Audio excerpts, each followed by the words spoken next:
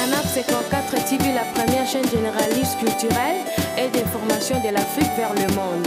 Canap 54, Canap 54, Canap 54, Canap TV. Hey boyaka, bofungola TV, bolanda ba nouvelle ya Canal Africa. 54.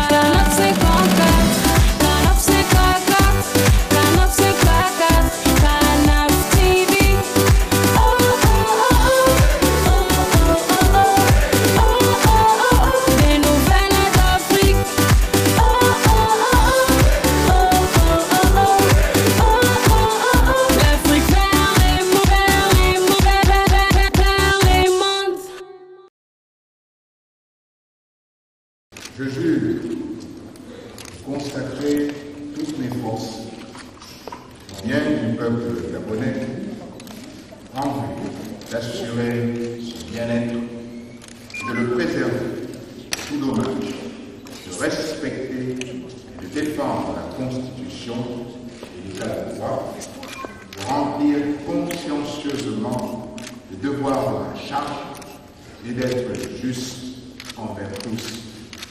Je le jure.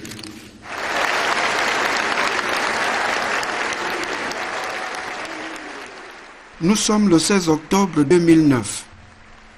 Le Gabon vient de tourner une des pages importantes de son histoire. Ali Bongo Ondimba est élu au terme d'une élection présidentielle anticipée. Les Gabonais ont adhéré à son projet de société, L'avenir en confiance, qui propose un développement du pays dans tous les secteurs socio-économiques, répartis sur 3 piliers, Gabon vert, Gabon industriel et Gabon des services. La vision du nouveau président est claire, faire du Gabon un pays émergent à l'horizon 2025.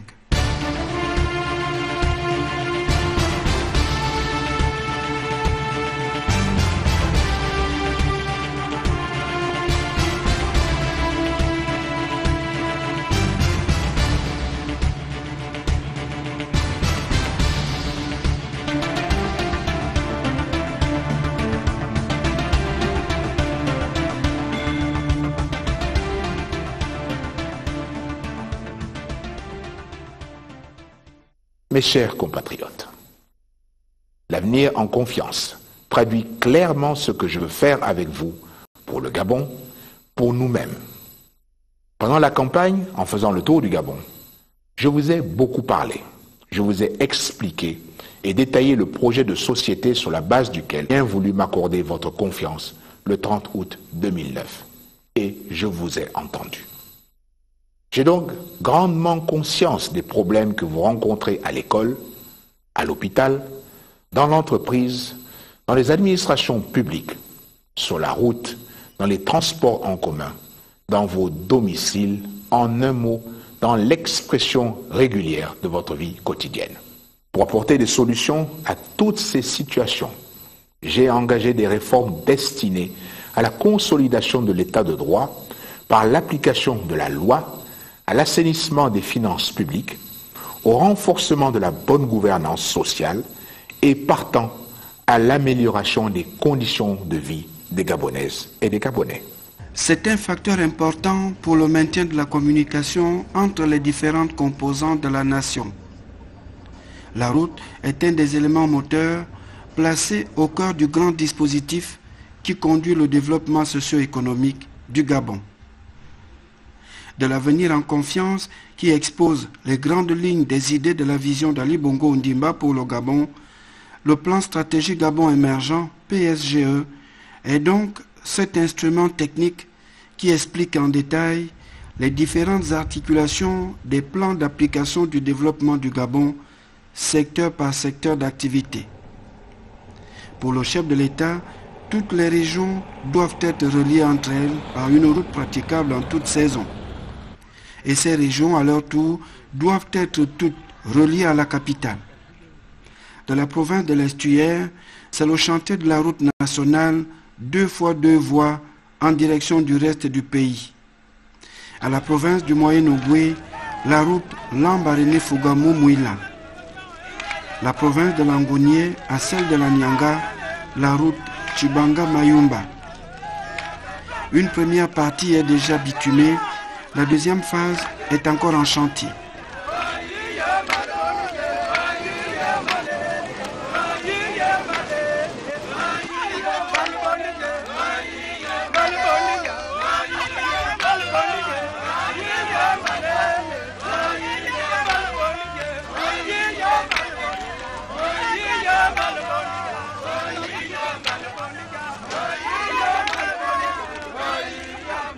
Le pont de Mayumba, le voici. L'une des grandes réalisations en termes d'infrastructures économiques au Gabon. Ce pont a définitivement sonné le glas du désenclavement de cette zone du pays. C'est de voir les choses qu'on attendait, qu'on ne croyait pas. Vraiment qui va dans le mot français, dit le président de la République, émergence. Le président, vraiment, il a pensé à Mayumba parce que c'est vraiment une grande chose. Ça là, ça permet aux gens de se balader un peu parce que des fois tu veux sortir mais tu as du mal parce que c'est limité. Il faut 18 heures, c'est plus bon, tu ne peux plus aller. Tu vois ça embêter un peu, mais comme le pont est maintenant vraiment, on dit merci vraiment à notre président. Il a pensé beaucoup à Mayumba. Quand on parle de facteur économique, la route fait parmi. Et on ne peut pas venir à Mayumba sans passer par le pont parce que nous sommes sans ignorer qu'il y a un fleuve qui nous sépare. Déjà, donc s'il y a ouverture du pont, ça va permettre aux commerçants d'aller écouler leurs marchandises vers Libreville et ceux qui sont à Libreville vers ici. C'est encourageable. Moi, personnellement, je suis satisfaite de ce qu'il est en train de faire. Et surtout au niveau de Mayumba, où on n'avait jamais eu quelqu'un nous ouvrir les yeux comme ça. C'est vrai, les yeux commencent à s'ouvrir. Quand on regarde, je crois que avec le temps et avec la foi, je crois que ça ira. La route, c'est aussi Ndiolé-Medouman, province du Moyen-Oboué. Sa construction a débuté il y a près de 2 ans. Le chantier tend vers sa fin. Ndiolé-Medouman, 45 km linéaires. La zone est au relief très accidenté. C'est une route qui ouvre notre pays au reste de la sous-région.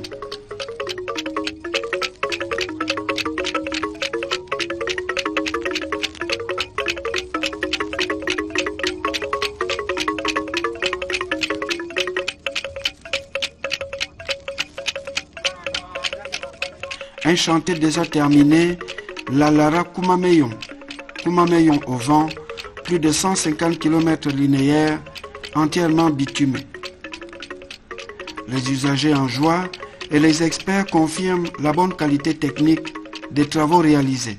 Je garantis la qualité parce qu'il y a eu un audit qui avait été diligenté à l'époque par la BID, audit effectué par le bureau de contrôle Studi International.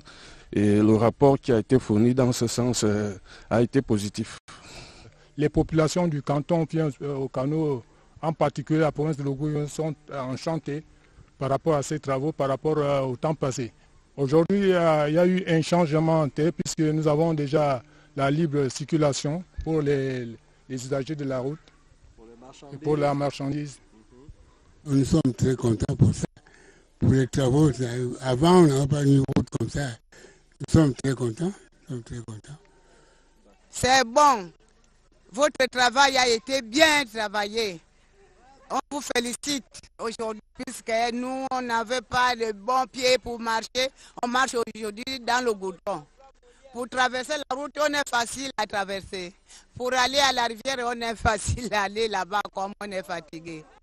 Oui. On vous donne merci beaucoup pour votre travail sur le long de notre village et notre fier au Kano. Dans la politique sociale menée par Ali Bongo Ondimba, la construction de nouvelles routes est accompagnée par des travaux d'intérêt communautaire, des logements pour enseignants des écoles rurales, réhabilitation de ces écoles, ainsi que des cases de santé des villages des tronçons en chantier.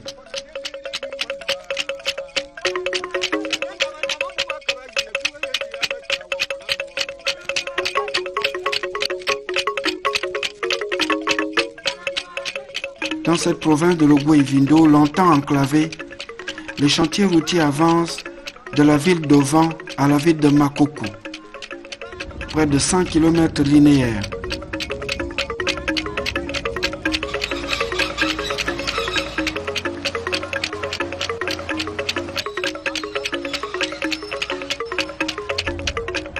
La route dans les provinces de Logbo et Lolo, les chantiers avancent aussi. Ceux déjà livrés font la jonction entre les provinces de Logbo et Lolo et le Haut-Togoué, plusieurs centaines de kilomètres linéaires. Monsieur le Président de la République, nous avons l'honneur de vous faire la présentation du projet Mikoui Karofo-Leroy qui s'intègre dans le corridor dit transgabonais qui part de Libreville, Djolé, jusqu'à Boué et Franzoli. Alors, ici, entre Djolé et Medouman, la route est en cours de bitumage. On passe pour voir la livrée en fin 2014. Entre Lalara et Koumadéong, la route est également en travaux. On passe à livrer en fin 2013. Et donc voilà la route Karofo-Leroy. Mikoui Karofo-Leroy, le PK0 est ici.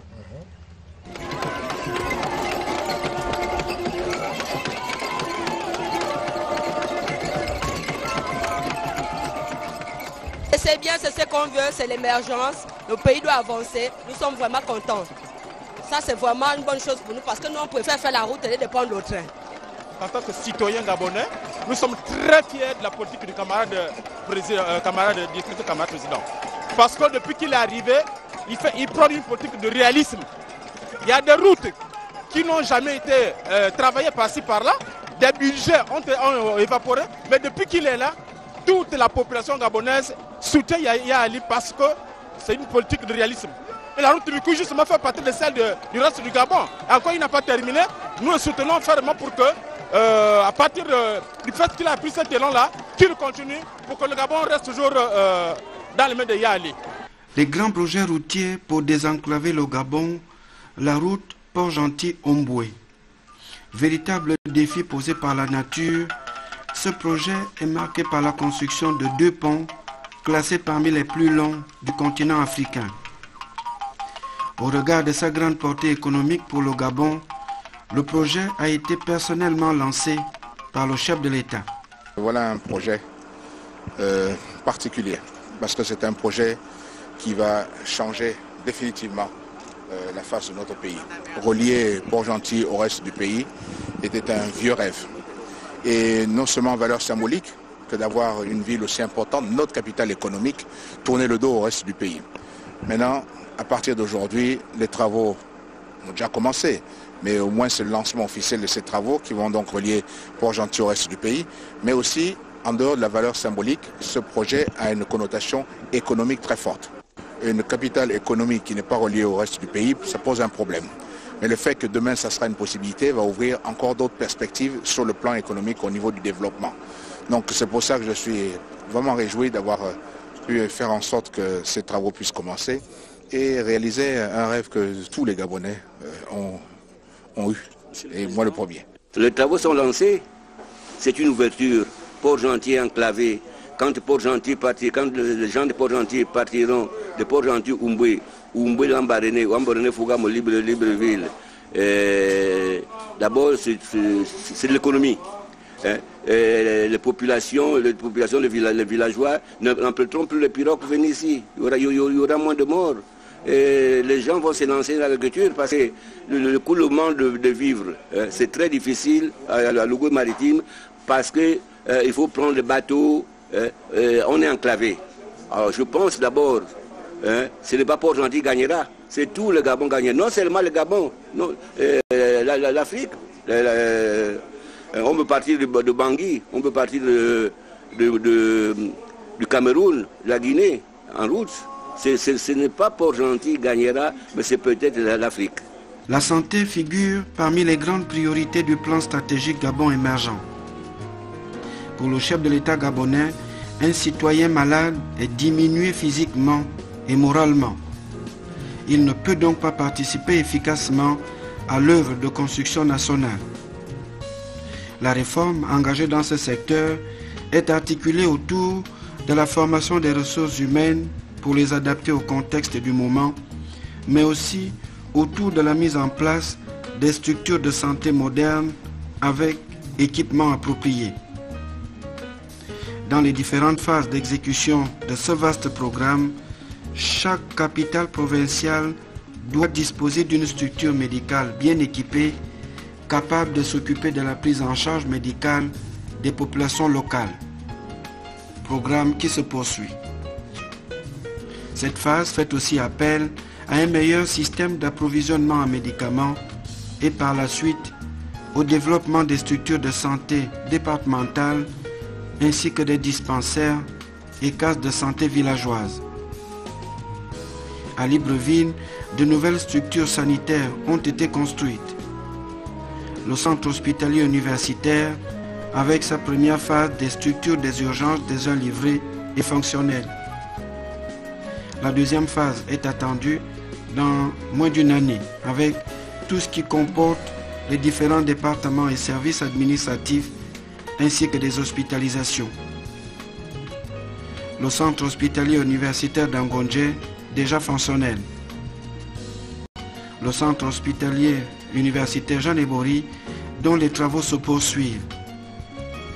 Le chantier va encore prendre 2 ans. L'ancienne structure avait été détruite pour faire place à terme à un nouveau complexe hospitalier. Pratiquement terminé, le centre hospitalier universitaire d'Ovendo, entièrement équipé. Des communes d'Ovendo, Libreville et Akanda, la répartition de ces grands centres hospitaliers spécialisés, chacun dans la recherche et la prise en charge des maladies diverses, obéit à une vision, celle de tenir compte de toutes les catégories sociales dans la prise en charge médicale. Dans le domaine de la recherche médicale de pointe, outre l'appui du Gabon au Centre international de recherche de Franceville, le président gabonais fait du soutien de l'État gabonais à l'hôpital Choiseul de Lambaréné une priorité. Cet appui participe aux grandes évolutions qui marquent cet hôpital en matière de recherche médicale, mais aussi d'une meilleure prise en charge des populations malades. Voici les maisons qui feront désormais partie de l'habitat social au Gabon. 5 ans après la décision du président gabonais d'améliorer l'habitat des couches sociales les plus défavorisées. Il a fallu beaucoup de témérité au président pour faire aboutir cette réforme du logement. Les pesanteurs, les lourdeurs et autres manœuvres de blocage de la mise en exécution de cette réforme sociale ont amené le président à prendre de nombreuses décisions administratives, parmi lesquelles la dissolution du département ministériel de l'habitat, du cadastre et de l'urbanisme, à repenser plusieurs mois durant les textes de fonctionnement et d'action. Autre difficulté majeure constatée, celle de l'accaparement des terres et le refus catégorique des populations de permettre à l'État d'exercer aussi son droit du sol pour des objectifs communautaires.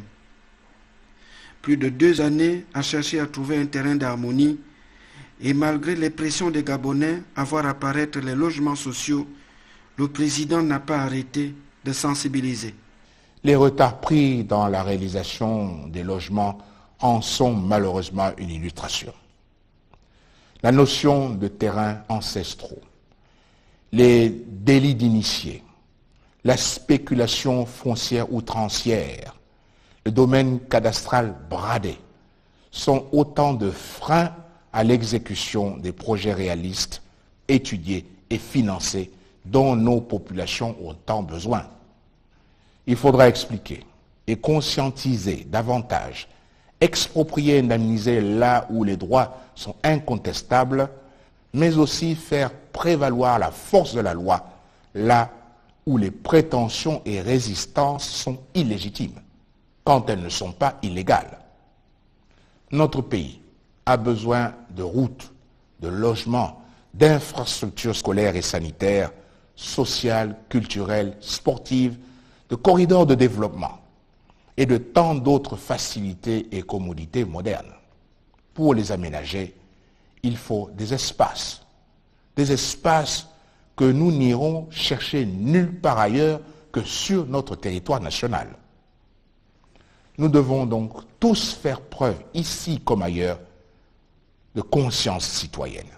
Progressivement, entre la force de la loi et la prise de conscience populaire, les choses se mettent en place sur l'ensemble du territoire.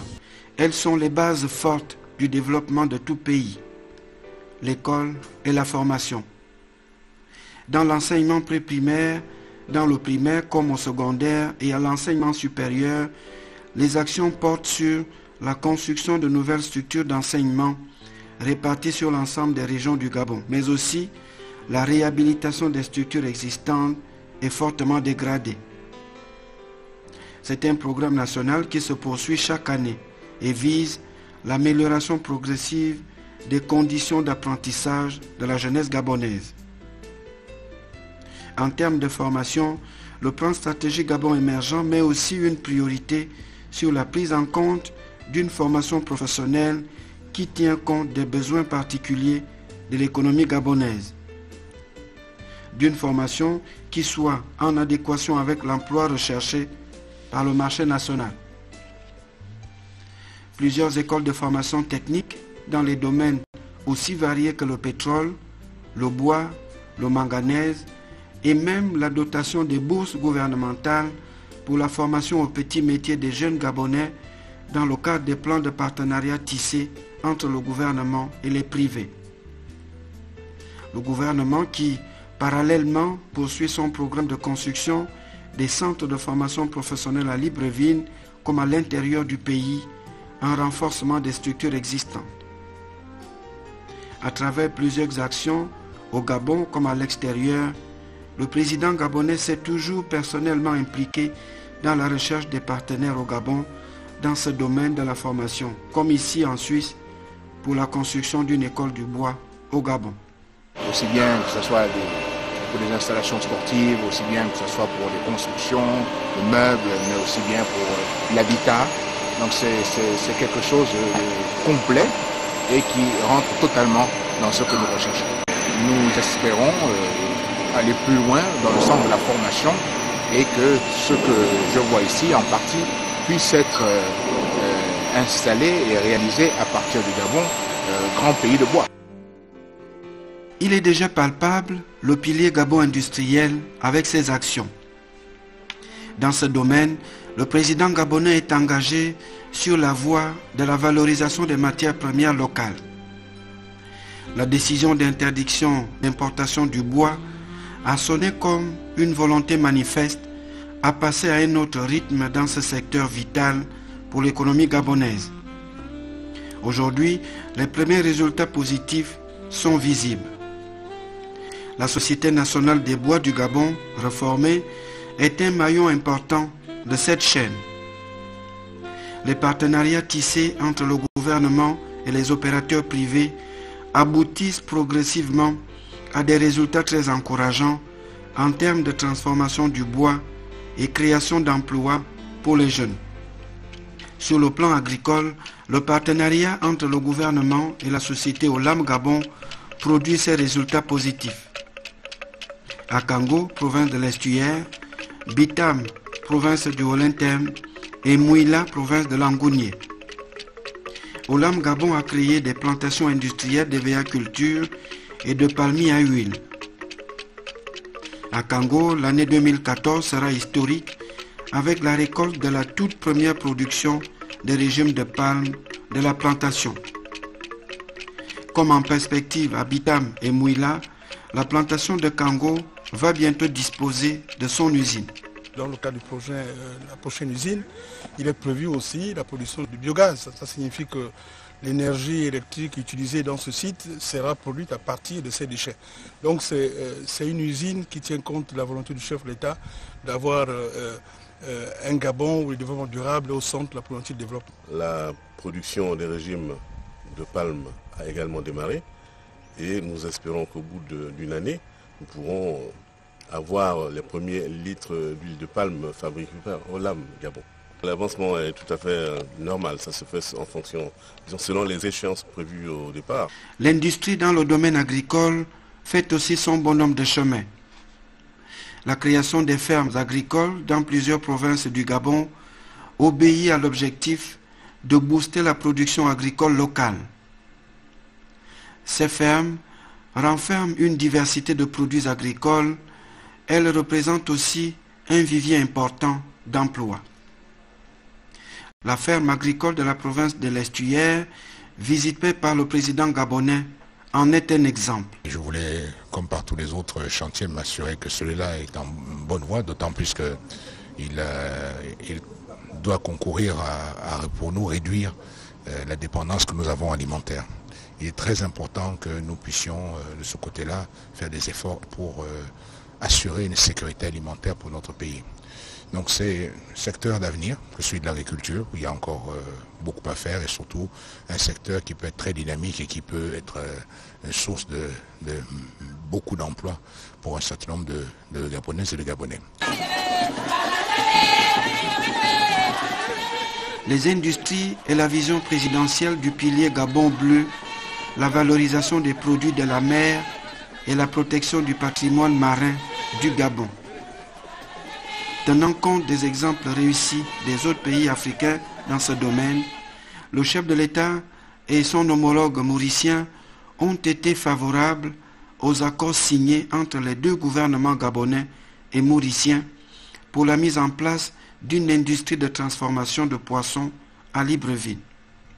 Le plan stratégique Gabon émergent fait de la transformation sociale une des hautes priorités.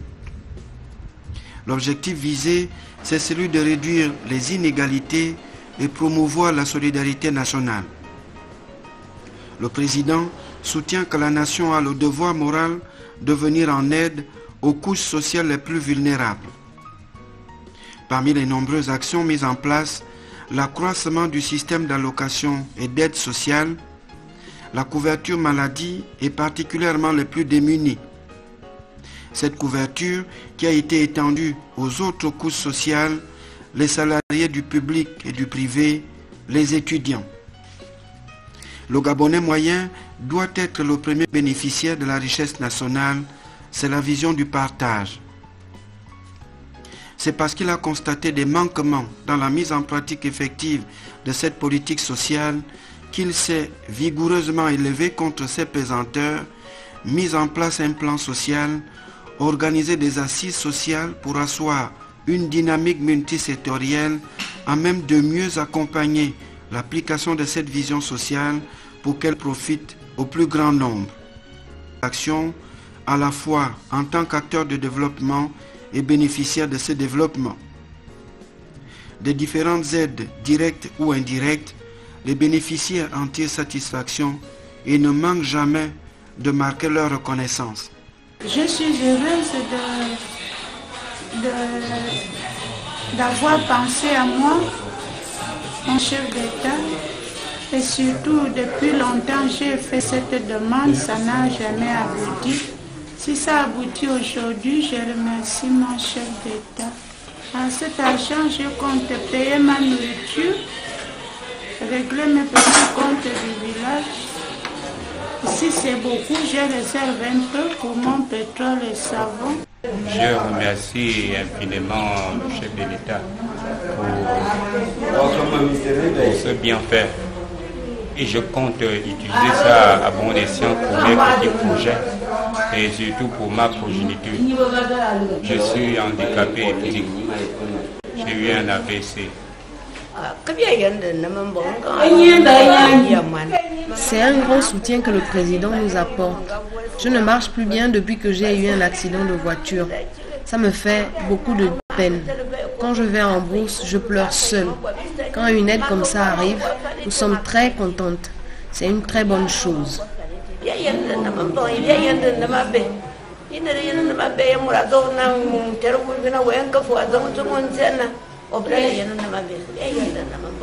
Sincèrement, ça fait plaisir.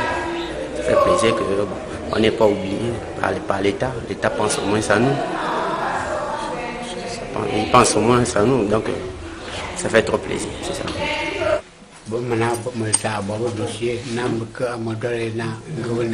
Ça nous fait beaucoup de bien. Je suis une personne démunie.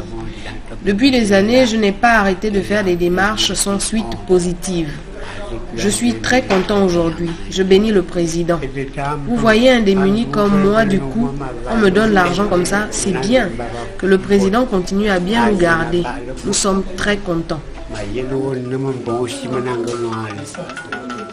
Le Gabon peut se targuer de connaître une vie politique dynamique pour une démocratie jeune. Pour le président gabonais, la démocratie n'étant nulle part au monde une œuvre achevée, elle est en construction permanente et doit s'adapter au temps, à l'espace et à la culture de la société gabonaise. C'est parce que le dialogue est un élément moteur en politique que le chef de l'État maintient en permanence le contact avec l'ensemble des forces politiques gabonaises pour mener des réflexions communes sur des questions intéressantes au plus haut niveau la nation gabonaise. Pour le président, les avis des uns et des autres participent à crédibiliser les positions gabonaises. Les questions sur l'île Mbanié, l'introduction de la biométrie dans le système électoral gabonais, la présidence gabonaise de la CEMAC et bien d'autres rencontres, le chef de l'État garde bien le contact avec la classe politique gabonaise. La question sociale figure parmi les points d'accord entre le chef de l'État et certains leaders politiques.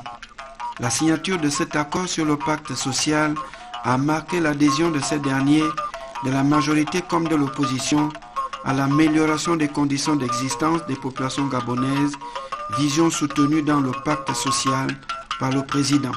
Il a souscrit un engagement pour la concrétisation du pacte de solidarité nationale. Ce pacte de solidarité sociale est une convention que nous avons signée pour accompagner le chef de l'État dans la mise en œuvre de cette politique. En 5 années, la diplomatie gabonaise a fait parler positivement d'elle. Qu'elle soit avec l'Occident, qu'elle soit avec le Sud, la coopération développée par le Gabon recherche un seul objectif, être au service du développement du pays. En 5 années, le chef de l'État ne cesse de porter la voix du Gabon, celle de la sous-région et celle du continent au monde. Les questions d'environnement, les questions du climat, la préservation des forêts, de la faune et de la flore, la sécurité internationale, la lutte contre le terrorisme, la question nucléaire, le Proche-Orient, les questions africaines.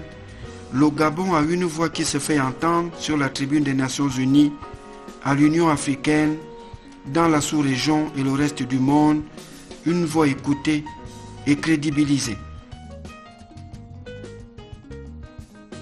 Le plan stratégique Gabon émergent accorde une place large à la jeunesse. La force et le dynamisme du présent et du futur pour le Gabon. La vision, c'est de donner des possibilités d'entreprendre à cette jeunesse pour qu'elle participe effectivement au processus de développement du pays. Parmi les nombreuses initiatives mises en place en leur faveur, l'incubateur des jeunes entrepreneurs gabonais. Notre idée, c'est de travailler avec les plus démunis. C'est pour ça que nos projets ont convergé entre le président de la République et nous-mêmes, puisque le président de la République avait décidé de soutenir les plus faibles économiquement. Il avait décidé, en fait, il y a 1 an et demi, en février 2013, d'ouvrir un incubateur pour les jeunes entrepreneurs. Ça, c'est la réponse à la fois à sa promesse, sortie donc de la politique nationale de la jeunesse, mais aussi du pacte social quelque temps après. Et nous sommes la fusion ou la convergence des deux volontés politiques. Et donc notre idée, c'est de travailler, et c'est le concept, de travailler avec des associations locales qui elles-mêmes connaissent bien le terrain. Donc on travaille avec des églises, on travaille avec des associations qui connaissent très bien le terrain, qui connaissent les jeunes en difficulté. Et on fait des phases d'enquête où on recense en fait les besoins de toutes ces populations-là dans des quartiers très divers. Et l'idée, c'est de pouvoir les amener ici, leur dire que c'est possible de monter, même si ce n'est pas une entreprise grande, mais une petite entreprise, un projet générateur de revenus, et qu'on peut les accompagner pour réussir et sortir justement des problématiques de revenus qu'ont beaucoup aujourd'hui de Gabonais. La question du pouvoir d'achat des Gabonais aura aussi le plus préoccupé le président gabonais ces dernières années. Les Gabonais ne manquaient plus de traduire leurs préoccupations liées au coût élevé de la vie, des denrées de première nécessité. Des visites inopinées du chef de l'État dans le grand marché de Libreville et les grandes surfaces lui ont permis de se rendre compte de l'ampleur du phénomène. Ali Bongo Ondimba, qui avait fait prendre quelques mois plus tôt au gouvernement la mesure de suspension de certains droits et taxes des douanes qui pesaient sur le pouvoir d'achat des ménages, a donc eu le temps de vérifier sur le terrain l'effectivité de l'application de ces mesures. Je ne serais heureux que si les Gabonais sont heureux. Eh bien, mon travail consiste à faire en sorte qu'ils puissent être heureux et que je puisse les soulager. 5 années à la tête du Gabon, le chef de l'État n'a de cesse de prôner un dialogue entre les différentes religions au Gabon.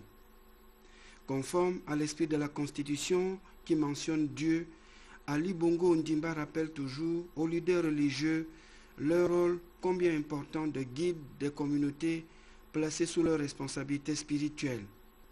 Qu'un dialogue permanent entre eux ne peut qu'être profitable à la préservation de l'harmonie et plus globalement encore au développement du Gabon. En 5 années, l'accent est mis aussi en matière de transport urbain. Dans le processus de réforme de la Société gabonaise de transport, les moyens financiers alloués ont permis à ce jour d'augmenter le parc autour de la société avec de nouveaux bus et même une innovation au Gabon, les taxis-compteurs. Selon la vision présidentielle, ce programme se poursuit. Tout comme se poursuit le programme de réhabilitation des voiries urbaines de Libreville.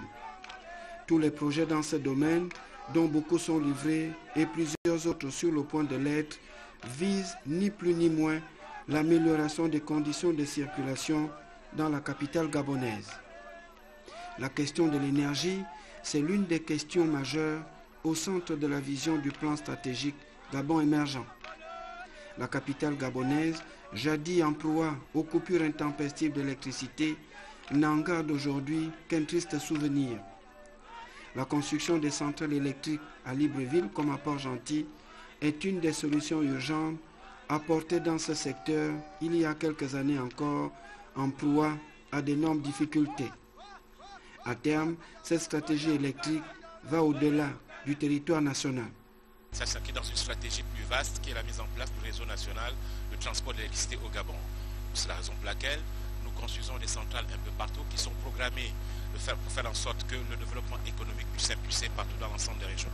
Vous avez le Grand Poubara, vous avez FEDE qui est en train de commencer les travaux, vous avez également les chutes de l'Impératrice et qui vont permettre donc de créer un réseau national parce que pour l'instant nous n'avons pas un réseau interconnecté, ce qui fait que nous ne sommes pas capables de suppléer aux défaillances qui peuvent exister d'une région à une autre. Mais une fois que ces différentes phases sont installées, vous allez voir une amorce industrielle. Et c'est la raison pour laquelle un accent particulier a été mis par le président de la République en ce qui concerne le Grand Poubara, qui doit être connecté aux installations donc, de l'usine de la Comilog à Mwanda. Donc c'est une stratégie pensée qui s'accorde au schéma qu'il a mis en place dans le cadre du plan stratégique Gabon émergent et qui est également en phase avec le schéma national des infrastructures.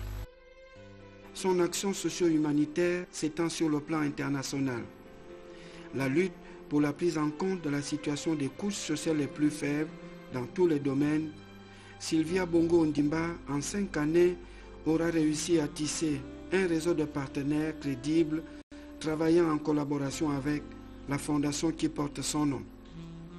Les résultats obtenus aujourd'hui sont positifs et bien à la hauteur des efforts consentis.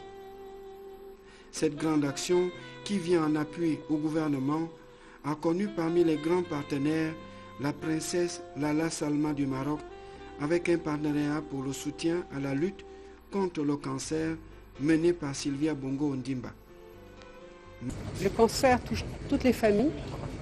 Je crois, si aujourd'hui je disais qui n'a pas quelqu'un dans sa famille qui est touché par le cancer, il n'y aurait pas beaucoup de mains qui se lèveraient.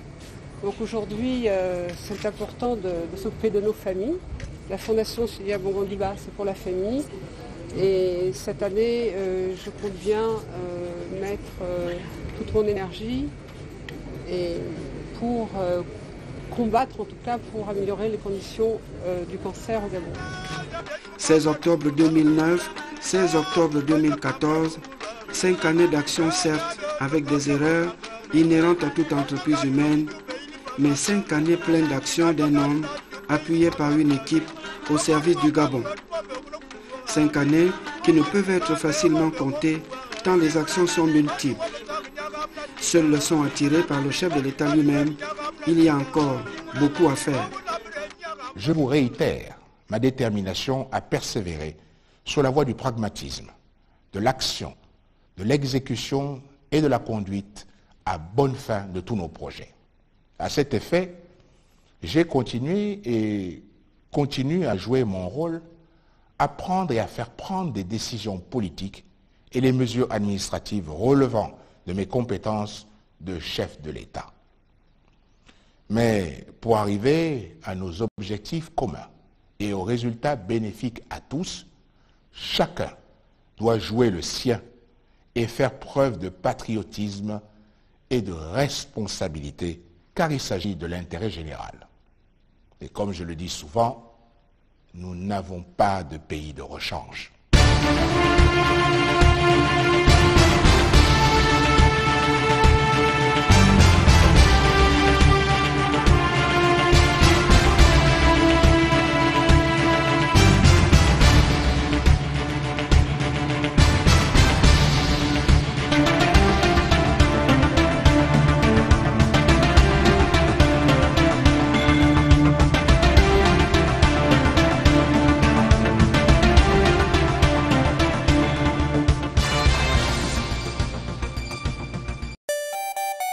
Canap 54 TV, la première chaîne généraliste culturelle et d'information de l'Afrique vers le monde. Canap